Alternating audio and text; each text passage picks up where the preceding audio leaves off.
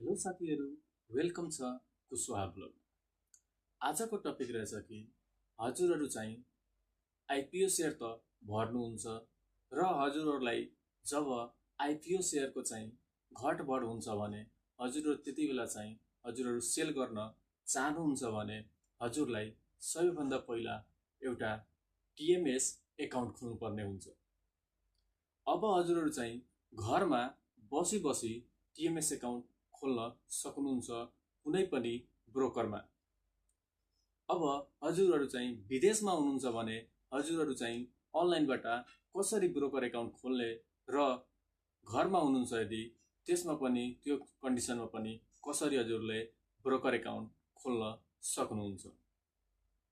सबैभन्दा पहिला अगाडि के भन्न चाहन्छु, हजुरहरू चाहिँ यो कुशवाहा ब्लग च्यानललाई सब्सक्राइब गर्नुभएको छैन भने सब्सक्राइब गरी बेल आइकनलाई क्लिक गरी नोटिफिकेसनलाई अन गरिदिनु होला। अब म लाग्छु आफ्नो मोबाइलको स्क्रिनतिर। हामी चाहिँ घरमा बसी बसी कसरी कुनै पनि एउटा ब्रोकरबाट हामी अनलाइन एकाउन्ट खोल्न सकिन्छ। सबैभन्दा पहिला हजुरहरू चाहिँ के गर्नु होला कि कुनै एउटा क्रोम एकाउन्ट या गुगल एकाउन्ट चाहिँ ओपन गर्नु होला। ओपन गरेपछि माथि चाहिँ यहाँनिर चाहिँ टिएमएस 42 चाहिँ टाइपिङ गरेर सर्चमा क्लिक गर्नु होला। सर्चमा क्लिक गरेपछि यसरी इन्टरफेस खुल्नेछ। सबैभन्दा जुन माथि छ त्यसमा चाहिँ क्लिक गर्नु होला। क्लिक गरेपछि यसरी इन्टरफेस खुल्नेछ। अब यसरी इन्टरफेस खुलेपछि तल हेर्न सक्नुहुन्छ कि new registration online trading account opening, यसमा चाहिँ क्लिक गर्नु होला। यसमा क्लिक गरेपछि हजुरहरूको चाहिँ यसरी इन्टरफेस खुल्नेछ। अब यसरी इन्टरफेस खुल्नेछ भने सबैभन्दा माथि हेर्न सक्नुहुन्छ कि रेफर्ड बाईमा चाहिँ क्लिक गर्नुहुन्छ भने रेफर्ड बाईमा चाहिँ केही लेख्नु पर्दैन। त्यसपछि साइलेन्ट टाइपमा चाहिँ इन्डिभिजुअल चाहिँ क्लिक गर्नु होला। इन्डिभिजुअल क्लिक गरेपछि त्यसपछि हजुरले आफ्नो मोबाइल नम्बर चाहिँ लेख्नुपर्ने हुन्छ। यदि हजुरहरू चाहिँ विदेशबाट पनि हुनुहुन्छ भने हजुरहरू चाहिँ यहाँनिर नेपालमा भएको नम्बर चाहिँ मात्र यहाँ लेख्नु होला। त्यसपछि अनलाइनमा क्लिकै हुन्छ। त्यसपछि यहाँनिर चाहिँ ब्रान्च कुन ब्रान्च हो, तपाईको कुन नजिक पर्छ त्यो ब्रान्च चाहिँ यहाँ क्लिक गर्नुपर्ने हुन्छ। त्यसपछि हजुरहरू चाहिँ यहाँ आफ्नो इमेल एड्रेस लेखेर सिम्पली हजुरले चाहिँ नेक्स्टमा क्लिक गर्नु होला। नेक्स्टमा क्लिक गरेपछि यसरी इन्टरफेस खुल्नेछ। यसरी इन्टरफेस खुल्छ भने हजुरहरू चाहिँ आफ्नो नाम र मिडल नेम र लास्ट नेम चाहिँ लेख्नुपर्ने हुन्छ। त्यसपछि यहाँनिर चाहिँ जेनरल हजुरको कुन हो, मेल हुनुहुन्छ कि फिमेलमा चाहिँ हजुरले जुन हुनुहुन्छ त्यसमा चाहिँ क्लिक गर्नुपर्ने हुन्छ। त्यसपछि यहाँ डेट अफ बर्थ लेखेपछि यहाँ चाहिँ अटोमेटिक इङ्ग्लिस डेट आइहाल्छ। त्यसपछि बुवाको नाम लेख्नुपर्ने हुन्छ। त्यसपछि मम्मीको नाम, आमाको नाम लेख्नुपर्ने हुन्छ। त्यसपछि यहाँनिर ग्रेन्ड फादरको पनि नाम लेख्नुपर्ने हुन्छ।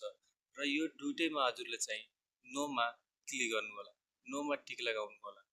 त्यसपछि यहाँ सबै कुरा यहाँ नेसनलिटी चाहिँ नेपालै हुन्छ।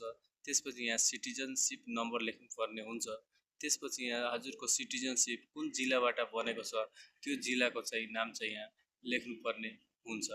त्यस्तै गरेर हजुरहरू चाहिँ सिटिजनसिपको इस्यु डेट हुन्छ जुन ब्याक साइडमा हुन्छ आफ्नो, त्यसमा चाहिँ यो सिटिजनसिप इस्यु डेट चाहिँ लेख्नुपर्ने हुन्छ।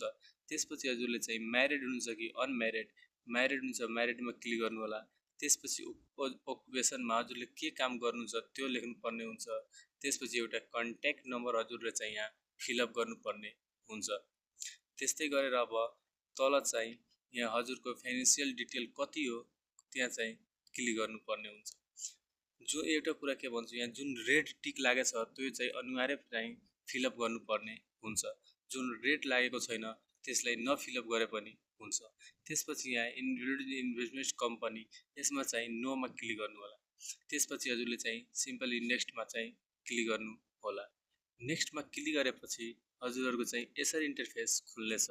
आफ्नो नेपाल भइगयो र कुन प्रदेश हो त्यो प्रदेशको क्लिक गर्नु होला। डिस्ट्रिक्ट कुन हो डिस्ट्रिक्टमा क्लिक गर्नु होला। र कुन नगरपालिका हो त्यो नगरपालिका क्लिक गर्नु होला। र वार्ड नम्बर र टोलको नाम लेखेर चाहिँ सिम्पली सेम एज पर्मानेन्ट एड्रेसमा चाहिँ टिक लगाइदिनु होला। टिक लगाएपछि नेक्स्टमा चाहिँ क्लिक गर्नु होला। नेक्स्टमा क्लिक गरेपछि यसरी इन्टरफेस खुल्नेछ। आफ्नो बैंक डिटेल चाहिँ यहाँ हाल्नको लागि भन्छ। जुन बैंक डिटेल हाल्नु होला, जुन हजुरले ट्रेडिङ गर्नुहुन्छ, जुन आफ्नो सेल गर्नुहुन्छ आइपिओ सेयरहरू, त्यो आइपिओ सेयर सेल गरेको पैसा चाहिँ यही एकाउन्टमा चाहिँ आउने हुन्छ। सिम्पली आफ्नो एकाउन्ट कुन बैंकमा छ त्यो बैंकको नाम सेलेक्ट गर्नु होला। त्यसपछि कुन ब्रान्च हो बैंक, कुन ब्रान्चमा खोल्नुभएको छ हजुरको बैंक एकाउन्ट त्यो चाहिँ क्लिक गर्नु होला। त्यसपछि एकाउन्ट हजुरको सेभिङ हो के हो त्यसमा क्लिक गर्नु होला। त्यसपछि हजुरले एकाउन्ट नम्बर लेखेर डाइरेक्ट यसमा नेक्स्टमा क्लिक गर्नु होला। नेक्स्टमा क्लिक गरेपछि यसरी इन्टरफेस खुल्नेछ। अब यसरी इन्टरफेस खुलेपछि यहाँ के भनेछ, आफ्नो जुन डिमेट एकाउन्ट हुन्छ, वाइड भनेको जुन डिमेट एकाउन्ट हुन्छ त्यो डिमेट एकाउन्ट चाहिँ यहाँ लेख्नुपर्ने हुन्छ। यहाँ डिमेट एकाउन्ट लेखेपछि हजुरले चाहिँ नेक्स्टमा क्लिक गर्नु होला। नेक्स्टमा क्लिक गरेपछि यसरी इन्टरफेस खुल्नेछ। यसमा चाहिँ हजुरले केही नगर्नु होला, डाइरेक्ट यसमा चाहिँ नोमा क्लिक गर्नु होला। नोमा क्लिक गरेपछि नेक्स्टमा क्लिक गर्नु होला।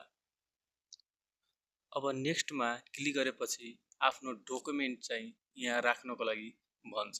सबैभन्दा पहिला चाहिँ के भन्छ यहाँ हेर्नु, आफ्नो दुईटै औँलाको चाहिँ एउटा सादा पेपरमा चाहिँ दुईटै औँलाको चाहिँ थम्ब प्रिन्ट चाहिँ गर्नु होला। त्यसपछि दुईटै चाहिँ औँलाको चाहिँ थम्ब प्रिन्ट हाल्नको लागि भन्छ। एउटा लेफ्ट थम्ब प्रिन्ट हाल्नु होला माथि। त्यसपछि यो सबै चाहिँ एम्प्लोइ कार्ड और स्टुडेन्ट कार्ड यो हाल्नु पर्दैन। त्यसपछि अपलोड सिटिजन फ्रन्ट साइड, एउटा सिटिजनसिपको फ्रन्ट साइजको चाहिँ अपलोड चाहिँ यहाँ गर्नु होला। त्यस्तै गरेर यो बर्थ सर्टिफिकेट छ त्यो चाहिँ हजुरलाई पर्दैन। यो जस्तै बच्चाको खोल्दै हुनुहुन्छ भने त्यसमा चाहिँ यो अपलोड गर्नुपर्ने हुन्छ। त्यसपछि हजुरले चाहिँ upload right thumb print, right साइडको चाहिँ फिङ्गरको जुन एउटा ब्ल्याक पेपरमा चाहिँ सादा पेपरमा जुन गरेको हुनुहुन्छ त्यसलाई चाहिँ अपलोड गर्नुपर्ने हुन्छ। त्यस्तै गरेर एउटा सादा पेपरमा चाहिँ सिग्नेचर गरेर चाहिँ अपलोड गर्नुपर्ने हुन्छ।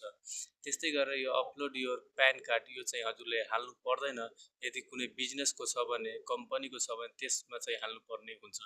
त्यसपछि हजुरले चाहिँ आफ्नो एउटा अपलोड योर फोटो चाहिँ हजुरको पासपोर्ट साइज पिपी साइज चाहिँ हाल्नुपर्ने हुन्छ।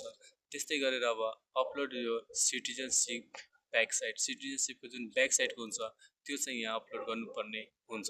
त्यस्तै गरेर अब सेल्फी विथ सिटिजनसिप, यो भनेको हजुरले चाहिँ कुनै पनि गभर्मेन्टबाट इस्यु भएको सिटिजनसिप छ त्यसलाई चाहिँ हातमा राखेर सेल्फी जस्तै अगाडि हातमा हेराएर अनि फोटो तानेर चाहिँ हाल्नुपर्ने हुन्छ। त्यसपछि हजुरले मिनर पासपोर्ट साइज यो चाहिँ हजुरले पर्दैन, यो बच्चाको लागि हो त्यसको लागि। त्यसपछि हजुरले सिम्पली चाहिँ नेक्स्टमा चाहिँ क्लिक गर्नु होला। नेक्स्टमा क्लिक गरेपछि यसरी इन्टरफेस आउँछ। सबै चाहिँ हजुरले चाहिँ यसरी पढेर त्यसपछि हजुरले चाहिँ सुमित एप्लिकेसनमा चाहिँ क्लिक गर्नु होला। सुमित एप्लिकेसनमा क्लिक गरेपछि हजुरको चाहिँ एप्लिकेसन चाहिँ यो चाहिँ फर्म चाहिँ फिलअप भइसकेछ हजुरको चाहिँ। अब यसमा 24 घण्टामा हजुरको जुन जिमेल दिनुभएको छ त्यो जिमेलमा चाहिँ हजुरको एउटा मेसेज आउँछ। त्यो मेसेजको मा हेर्नु होला, हजुरको युजर नेम आउँछ। त्यो युजर नेम चाहिँ हजुरले राखेर त्यहाँ न्यू पासवर्ड चाहिँ एउटा क्रिएट गर्नु होला। अनि हजुरको चाहिँ एउटा ब्रोकर एकाउन्ट टिएमएस एकाउन्ट चाहिँ ओपन हुन्छ। यदि हजुरहरूले चाहिँ यदि मेल आउँदैन भने हजुरले चाहिँ सानी सेक्युरिटी भन्ने यो ब्रोकर नम्बर 42 चाहिँ सानी सेक्युरिटीको छ, उहाँसँग चाहिँ गुगलबाट गएर नम्बर लिएर हजुरले चाहिँ कन्ट्याक्ट पनि गर्न सक्नुहुन्छ। अनि उहाँसँग चाहिँ आफ्नो युजर नेम चाहिँ माग्न पनि सक्नुहुन्छ, उहाँलाई भन्नुहुन्छ भने। आजको भिडियो चाहिँ यति नै हो। फेरि भेटौँला हामी अर्को भिडियोमा। यदि हजुरलाई यो भिडियो मन पर्यो भने लाइक र सब्सक्राइब गर्न नभुल्नुहोला।